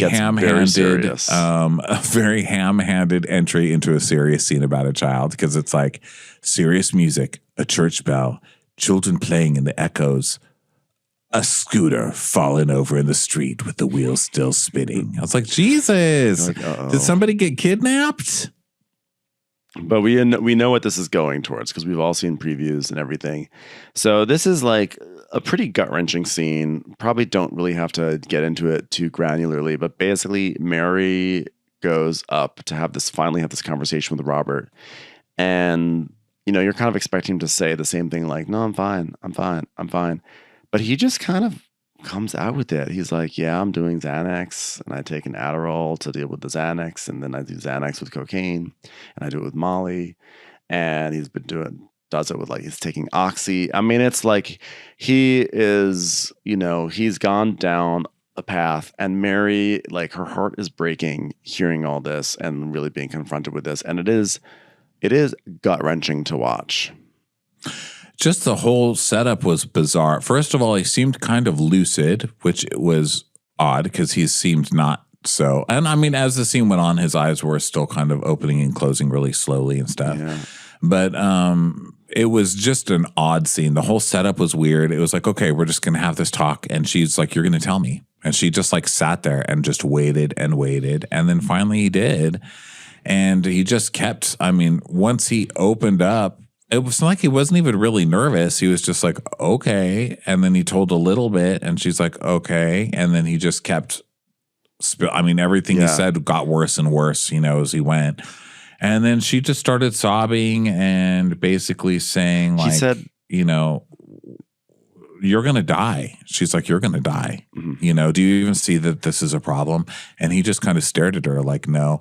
And then he finally said, I've wanted to die. And I feel like a stain, which is just it was. Oh my God! It was that was like a dagger. And he at one point also said that he felt like life was like unseasoned chicken, and getting high was like his way of adding seasoning, which I was like, it was pretty profound. But also that's very, very the biggest sad. part of drug addiction. And you know what? That's the hardest thing coming out of addiction that people really don't understand. Like sometimes you want to make all these really deep statements about it, but a lot of times it is like life is boring and life is painful and life is boring, and when you're trying to sober up you're like, but this is boring. And that's the hardest thing, is that it is boring, and part of it is like learning to deal with it and doing things that aren't getting fucked up. That is one of the basic things. And it's painful listening to his pain, but also mixing with that realization that life is just kind of lame sometimes. You know what I mean? It's not always fun. And he says that he wanted to die, and she was like, do you realize what that would do to me? And he says, you're the only reason why I didn't kill myself, which is just like, oof. But also, I don't know, I feel like in some way that's maybe slightly reassuring. I'm still he's still in it for me, a little bit. I'm still getting through to him on some level. And she's basically like, I love you more than anything in this world. You're my friend, you're my son, you're my gift. God gave me to you. You're the only thing that could ever make me happy. And before you, I was never really happy, but then you came in and you were so real, and you were just like everything I hoped for in a person. It was really such a touching, mother to a son moment, like a mother trying to reach out and save her son. But she's also like, I'm not going to judge you, but I'm not going to support this. And you're going to have to help yourself, and I'm going to support you to help yourself. But I can only do so much. And, God, I really hope that she is able to make an impact on him and move, get him the help that he needs, because it's tragic. And she's really, I think, actually fortunate that she was kind of able to catch him before it was too late, just in terms of anything. And, it's really made me empathetic to so many parents that deal with this with their children, and it's a terrible situation to be in. Yep. Yeah, and it's so widespread, it's really everywhere. It's crazy. And a lot of stuff, we see on the streets, and people like trying to figure out what is going on. And like, you have to be so like, you really can't talk about anything real. You know what I mean? And because it seems like it's blaming or it's shaming or like addiction is a disease. And it is. I'm not saying that it's not, but it's bad. I mean, all you have to do is look around the cities to see. And I'm not saying it's not happening in small towns. I'm just saying it's so evident in big cities where you see tent cities everywhere. You see basically a hellscape out there. It's not good. It's really, really widespread. It's getting worse and worse. And I think it's pretty brave to put it on TV so boldly like this, because we've never seen this. We've never seen this. We've seen addiction, but we've never seen it talked about like this, where someone's just like, here's what I do, like listing what they do. I wanted to die. I wanted, it's pretty crazy to see it put on TV like this. And it's eye-opening. I mean, I'm grateful that this shit's on TV, and people stop being such fucking wusses about it and talk about it with your family and talk about it with your friends that you see this shit happening with, because not talking about it doesn't help them. It's not helping them. Yeah, I think they need to be talked to about it. Yeah, I'm thinking, like, I think about Lori Waring and her son, who recently passed, actually, but like she definitely dealt with it with him as well. But I don't feel like I don't seem to remember on The Real Housewives the scene where like the kid was really kind of this upfront with like, this is what I'm doing, this is what I felt, this is what I almost did to myself, this is where I'm at right now, and it's like, it was very, very raw. It was pretty intense. I'm not sure Mary even was expecting the conversation to go in that direction, but I'm glad she did. I'm really glad that she stepped in, and I'm also glad that she said, like, you know what, like, you live a blessed life, and there are people who don't get to wake up, and you get to wake up, and you have to remember that, But addiction doesn't give a fuck how much money you have, I was about to say how blessed you are. Poor everyone. When you see a lot of addicts, when it's the most obvious, it's when you see it on the street, or when it's trying to wash your windshield or something like that, and it's easy to think, oh, it's just for people that aren't like me. No, those were people like you a lot of the times. They were people like you, and that they're currently not. But it's easy to think it's over there, it's on that side, but it happens to everybody. I mean, probably all of us have this in our family in some way, in some strain. We probably all have it in our friend or our family group. It's crazy. It's crazy. Yeah. It's crazy to see. It's depressing to end a fucking thing like this. Not that it's about me, but like to end a Housewives episode on the holiday with this depressing shit. But it is important, and it was really well done. I really appreciated it and how they handled it. And it ended on an uplifting note, because, he actually says, I just barely started being happy again, which is sort of an optimistic note, Well, didn't that kind of allude to him being on drugs, though? I took that as him saying, like, I'm just recently happy again because he's been using so heavily. I took that as him saying, I'm feeling happy because I'm using, because he was saying, when I'm not using, life is boring, but now I'm finally happy. It's almost because she keeps saying, are you going to stop this? Do you see this as a problem? And he doesn't say yes. He just stares at her. Mm-hmm. And then so when she says you need to be happy, and he's saying like, well, yeah, but I just started being happy again. It's like scary. I didn't find that optimistic at all. I thought, oh, well, shit. Well, because he's basically saying, but this is me being happy. Well, that wasn't the line but what was mainly, he says that they, just started barely feeling happy again, and she's just like, listen, recognize it, own it, change it, because you can. And they hug. So like the optimistic part of it was that like they were able to start having the conversation, and they did sort of have a big breakthrough moment. And like, she said that she was going to, it was like it ultimately wound up being a really nice mother-son moment. We don't know how much of it's going to stick, how much of it was really going to help, but it leaves on a note of like, she finally was able to connect with her son, who she's been sort of disconnected from this entire time. And we just have to hope that connection continues onwards. Yeah, it's crazy. So we'll see. It's crazy But it's stuff. very powerful way to end. But the episode, it's about family, and that's what Thanksgiving sometimes can be about. And so, in its own sad way, it was appropriate for the holidays. And anyway, Salt Lake City was like, we just showed New York who can do the traumatic thing, right? So anyway, I hope everyone has I'm watching that wonderful... one next. So wish me luck over here. Cheese and crackers. Yeah, have fun with that. So, everyone, hope you all have a wonderful holiday weekend, and we will catch you next week with more shows. Bye, everyone. Bye.